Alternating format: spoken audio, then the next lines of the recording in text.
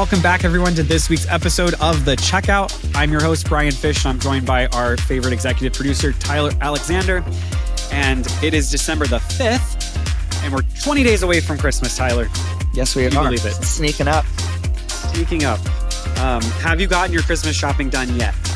Partially. I'm usually a very, very last minute guy, but I got the majority of it all handled, which is nice. This is a rarity for me.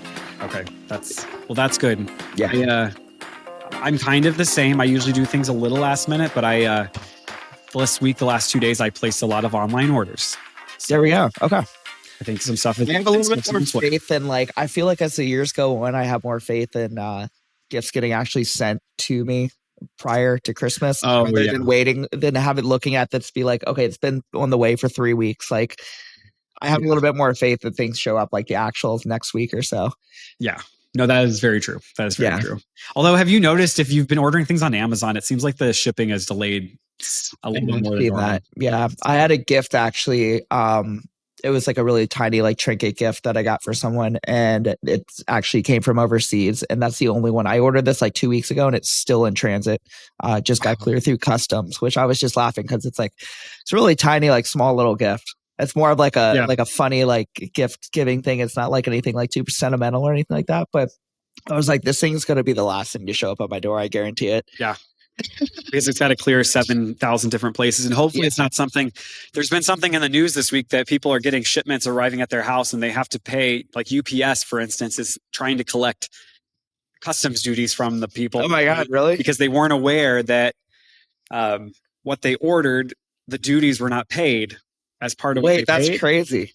So what a mess, especially nowadays, right now, during this time period too. Exactly. So you want to make sure that when you are ordering things online, that you're actually paying any of the taxes and duty fees that might be required. So it's all very confusing to me. I don't even understand how the duties work. But no, it's hard to believe that we are through Thanksgiving.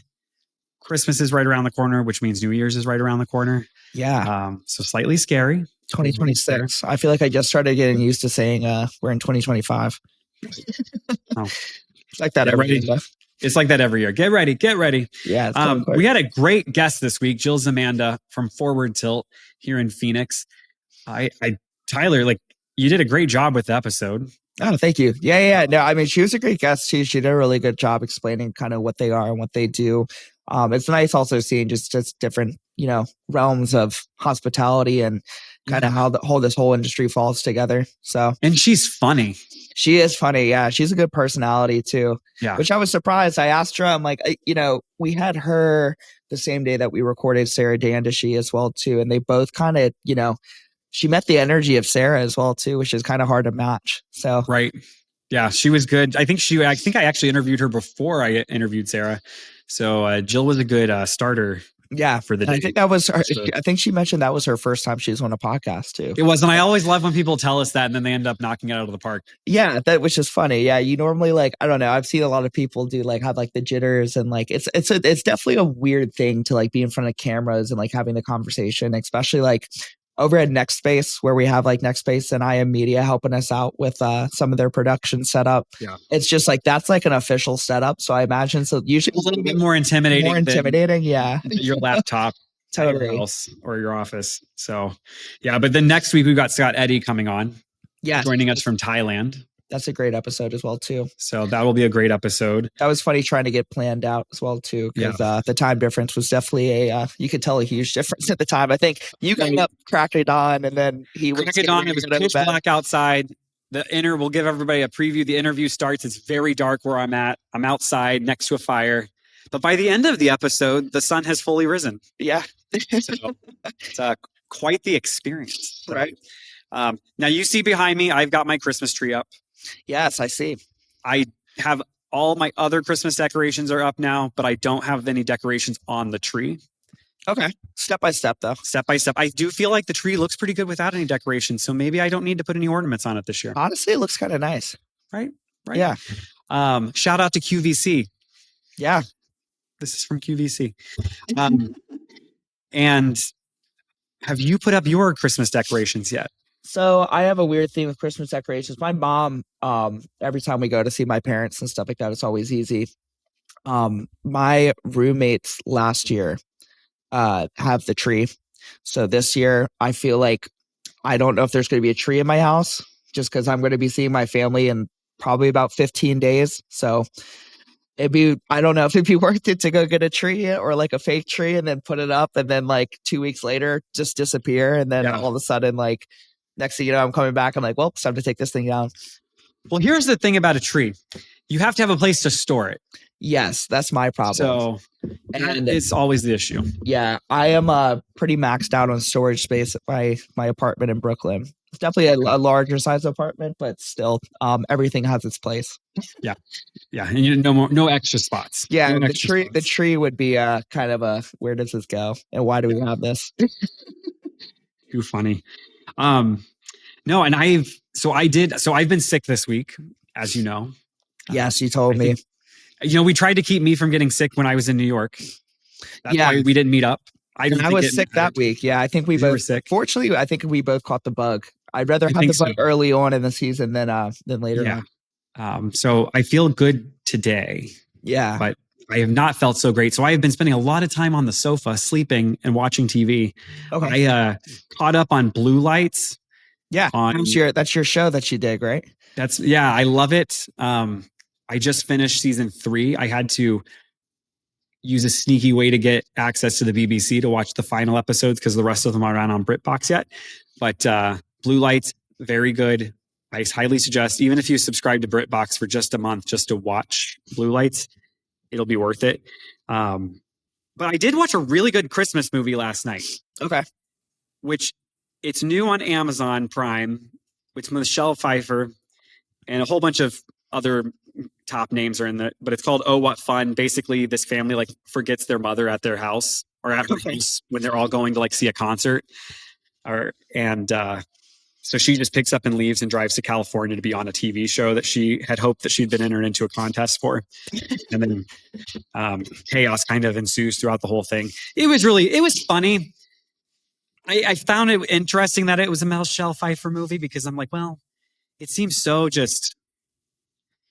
I realized I'm like, is this how all Christmas movies are? Are they all kind of just have a little bit of hokiness to them at the end of the day? I feel like you have to. It's like it's kind of the corny factor. It gives it that special touch. The Hallmark factor, I guess you could. The Hallmark factor. Yeah. Because I watched that, and then there are some movies on Hallmark that I will watch this year. I know some that I always go back to. Always a good. Yeah, you have to rerun some Hallmark movies. Right. But like now, here's the thing. Do you think Die Hard is a Christmas movie? Yes, I just feel like because it's just been thrown in the mix at this point. Okay. I don't necessarily get the same like Christmas touch as like my two favorites are Elf and Home Alone. Elf is a good one though, but I feel like that has to do with like kind of me that came out like when I was growing up as a kid. Right. And it doesn't even seem like it did. It seems like the movie's not that old. Right. But it is, I think it was like 2010, 2000, like something like that too. So, which is crazy to say. That's almost like 16 years ago. I would say, was it 2010? It's got to be around that. Let me fact check this real quick. I would say you need to fact check that real quick because I'm going to feel.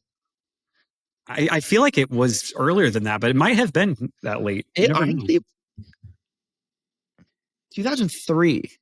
Okay. So that's a long time ago. I feel like it may have.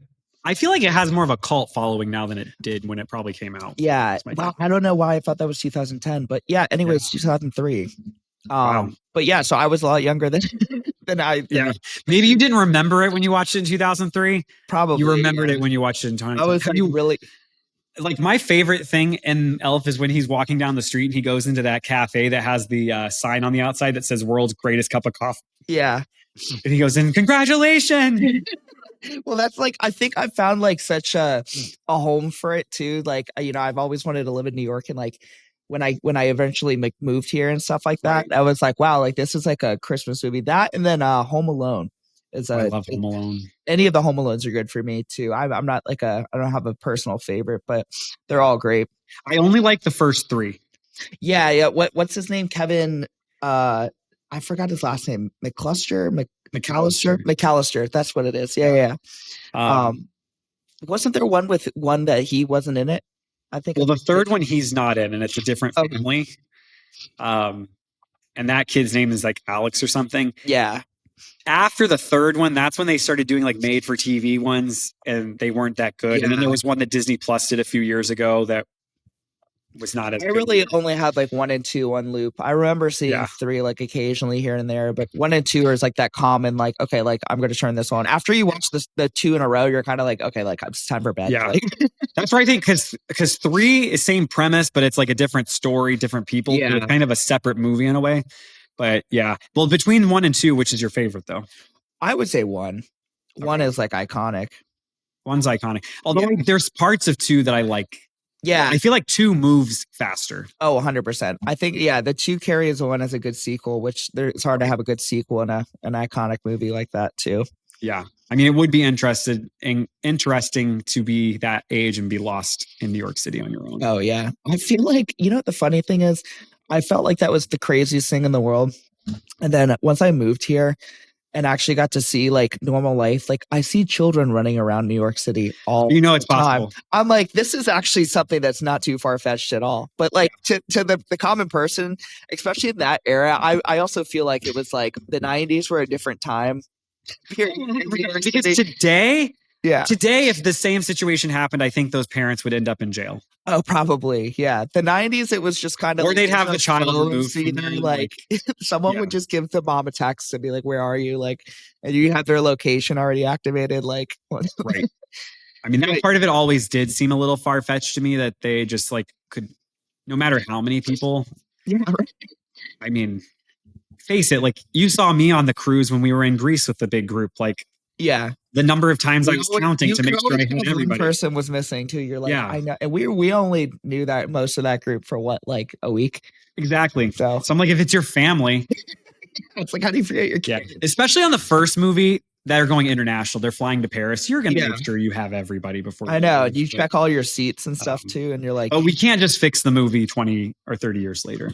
Yeah. So it is what it is. But, no, and I'm thinking, was your family ever a Christmas vacation family? Like on like movie Christmas vacation? My dad was, so we would like when I was a young kid, when we all grew up in Northern Virginia, my dad's parents lived like right down the street, and we would always go to their house for like Christmas Eve, and that was like one of the big ones. That and Home Alone were like the 2 movies that were always playing downstairs in the basement. So interesting. I feel like there's people that their families watched Christmas Vacation or The Christmas Story. Yeah, The Christmas Story was another one too. It would like kind of trade off each year. The Christmas Story was a good one. I never liked The Christmas Story. The only thing I thought was funny about it was the whole like fragile. Yeah. That one, that's the only thing that like stuck with me for the rest of my life was don't lick, like, which I mean, this isn't like a theme that you learn from or anything, but don't lick the cold pole, Yeah. Your tongue will get stuck on there. But how many people do you think are going around licking poles like that? Well, that's my thing too. I'm like, I feel like this seems like common knowledge here. Yeah. Like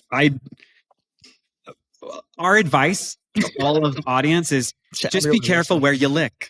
Yeah. So it's a golden rule. That should be the golden rule wherever you are, especially a utility pole. Yeah. It's kind of gross. Yeah, it does seem gross. I would not. Well, I think it's like the same thing about don't eat the yellow snow. Like, who is eating snow?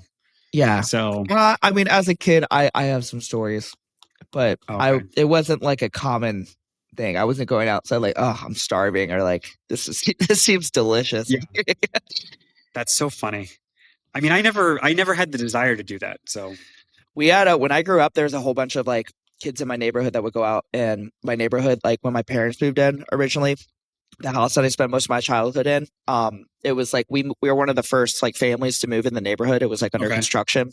So it seems like looking back, this was like super dangerous, but we would go in like the construction sites where they were putting like extra landfill and stuff. And they were the best like places to like sled off of or like sled down. But like there were also like pipes and like construction equipment. Oh, like, I think you could name yourself on. Yeah, 100%. And we just like would find the smallest little like nook and cranny to like dive like through or like ride your sled through it. There were accidents where kids like would get their like shoulder screwed up, or like, because you would like go these landfill areas like pretty tall, and like there was very unnatural slopes too. Like, so yeah, you could hurt yourself pretty bad. And there's rocks at the bottom and stuff too. Yeah, it's kind of a mess. Wow. Well, according to Empire Online, Die Hard is the #1 Christmas movie in America. Yeah. Which I just don't understand how that is a Christmas movie, but I also am not a Die Hard fan. So, yeah, I'm not a huge fan either. I just feel like if it's in the conversation that much, it's automatically a Christmas movie. Yeah. You know?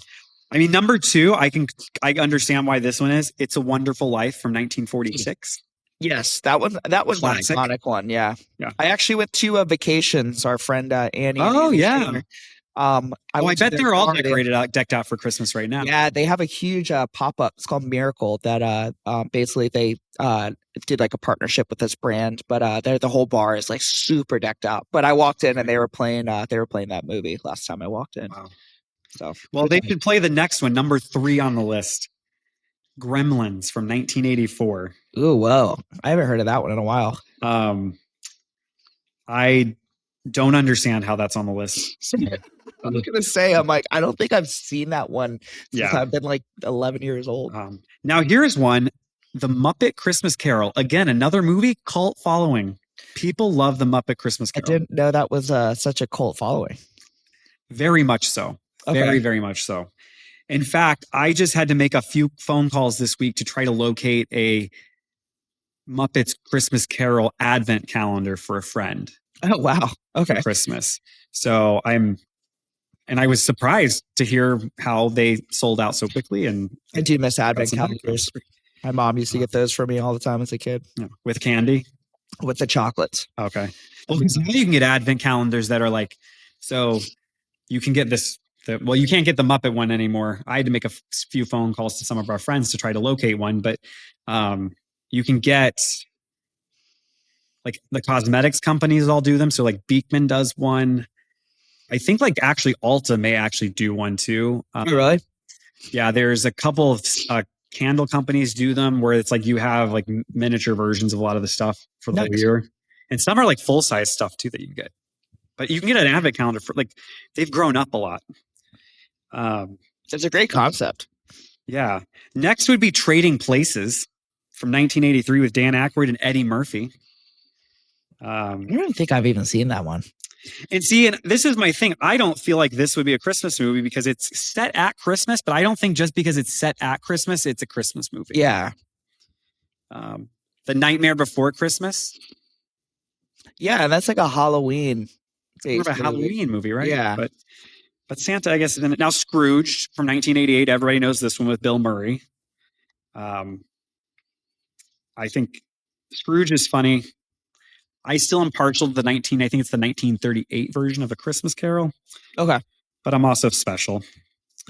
Yeah. And then everything else, like even Home Alone wasn't even in the top 10. It's like number 15. That's crazy. So I should put together my own list of the top 10 Christmas movies. Yeah, I was going to ask because who's in these polls. Yeah, because I don't know who they're asking. I even looked at Rotten Tomatoes, all 10 movies in the top. They're not Christmas movies. So whoever's doing this content doesn't know what they're talking about. So I think that's going to be a goal for me before Christmas. I'm going to put out my own top 10. We'll make a post about it. Yeah, we will. Yeah. I was hoping to get to New York before Christmas to see you. I don't know if that's going to happen. But we'll see. I remember we were talking about some plans about possibly doing like a big episode, but busy time still. It's been way too very busy. And I talked to a lot of people. Usually December is a very quiet month, but everyone has said the same thing. They're like, December has not been quiet, Brian. And I think next week's going to be a pretty busy week as well. And then after that, the holidays and everything slow down for a couple. So, yeah. And then I'll be going on Virgin again for New Year's through the Caribbean. Yeah, that's going to be awesome. Leaving out of Miami on the 28th, I believe, or maybe the 29th. Okay. So I'm wondering you think they'll do some fireworks and stuff off the ship? Or does that seem a little like a safety hazard? I would imagine they could do it. I mean, what's the worst that could happen? Like ocean catches fire? Yeah. Yeah. That's very true. I mean, I don't think there's a lack of water to put it out. Yeah, that's going to be kind of cool, though, being on the ship for, I guess, will you be on the ship when the ball drops or technically around midnight? Yeah, I will be. I think it'll be like an hour after. Okay. But, Yeah, I don't know when New Year's, what day it falls on this year. Who knows? We could be recording at the time that it happens. Yeah. No, and I'm trying to think. I still have some Christmas shopping to do, try to fit everything in. I was telling you before we hopped on, I've got some sort of a plumbing problem at my home. Yeah. So the holidays are coming in full. Holidays are coming in. I got another flat tire this week. Oh my God. That's like, this is a common thing now at this point, right? The person at the BMW dealership that I work with has the last 6 digits of my VIN number memorized. That's crazy. So that is not a good feeling. So that happened. And then we started noticing that our drains were all draining very slowly. And then, of course, I thought I had a problem yesterday, but then this morning I definitely have a problem. So, yeah. And, and waiting for a plumber's like waiting for the cable guy to come. It's always like Friday at 3 p.m. too. Yeah. That's like, I've got a meeting. Friday at 3 p.m. I know. I have like a meeting to go to. So I'm like having to make sure that who can be here at this time if they show up between this time and this time to let them in, because we can't go into the weekend. And I'm not paying nighttime and weekend charges. Yeah.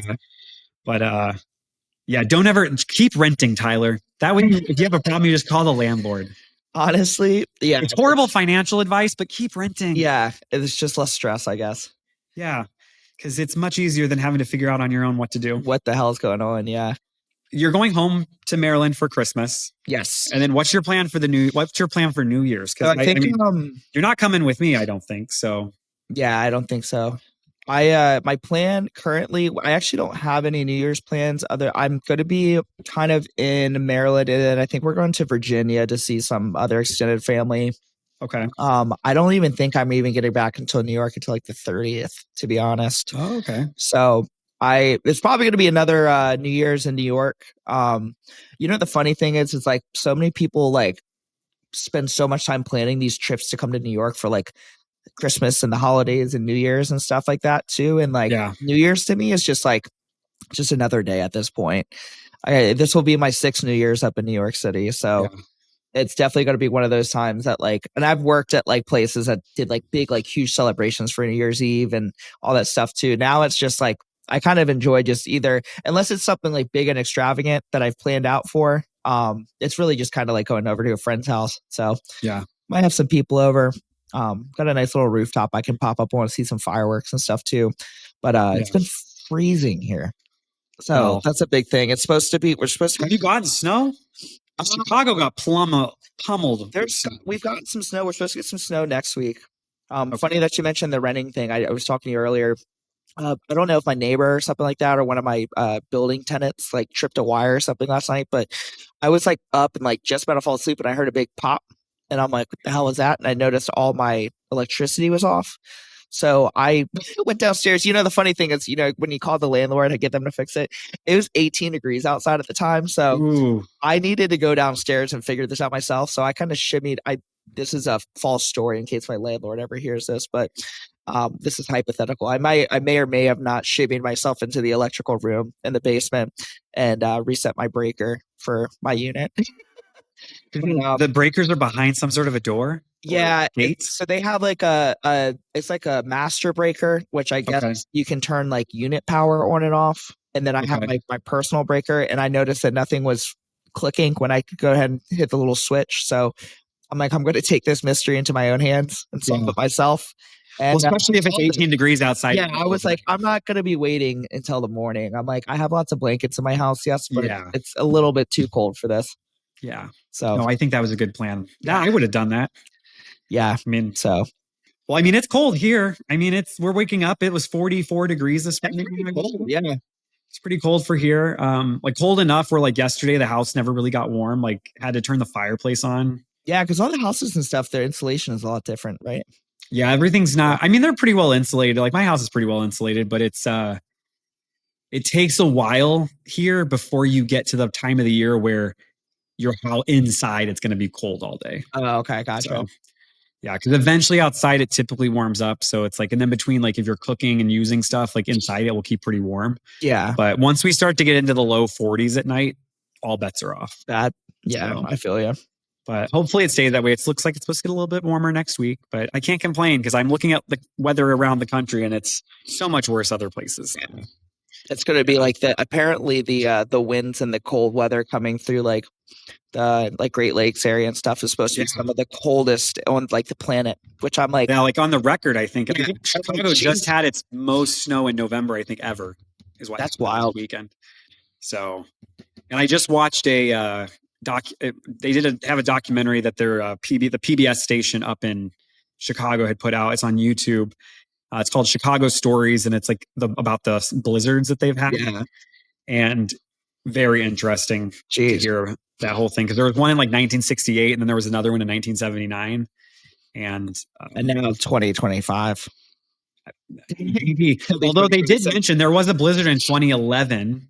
Yeah, I lived in Chicago that brought the city to a grinding halt, and they kind of mentioned that again because some of the same issues had happened in that blizzard that happened before. And it really just came down to, what do people not understand when you're told that there's a blizzard warning?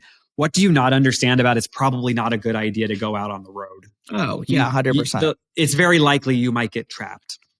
The only crazy blizzard story I ever had was I was driving back from New York one year, and I think I was like 18, and I went up and like we had a group of friends. We were driving back, and I really needed to get back for work. I already called off 2 days in a row. And I was working at this restaurant at the time, and I really needed to get back. So I told everyone I would drive. And the worst of this blizzard had hit. I want to say it was like 2014 or 15. And it was like New York actually got, I think, like close to 2 feet of snow. It was like one of the largest blizzards. Yeah.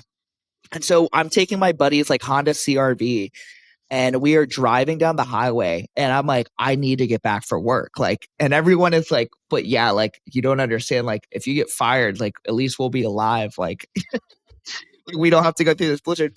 We were driving down the highway, and it was so bad that like the snow was accumulating on the windshield wipers.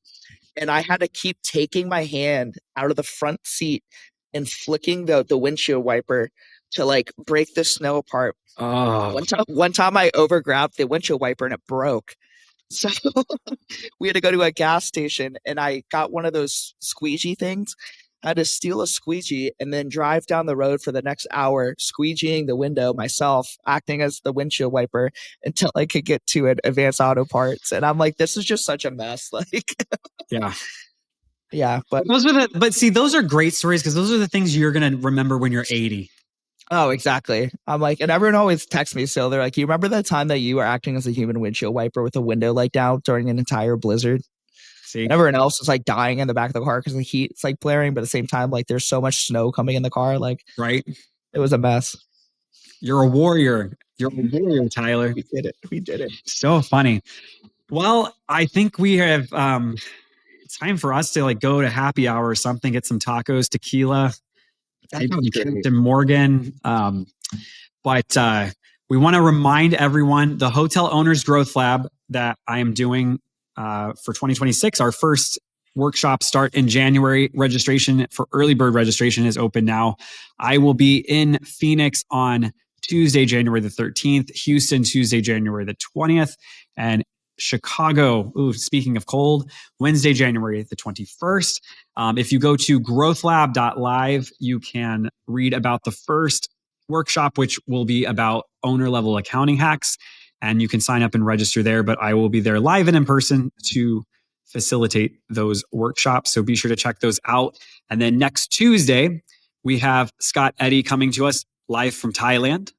And yeah, he was in Bangkok, Thailand. And Bangkok's in Thailand. Okay, that's what I'm saying. I'm like, I need to make sure that this location. I've never been there, but I want to make sure everybody knows I listened in school. I know my geography. Scott Eddy will join us on Tuesday, and then if you haven't yet, you've got to go back and listen to or watch Jill Szmanda and I from this last Tuesday. Was incredible. So yeah, that was a great episode.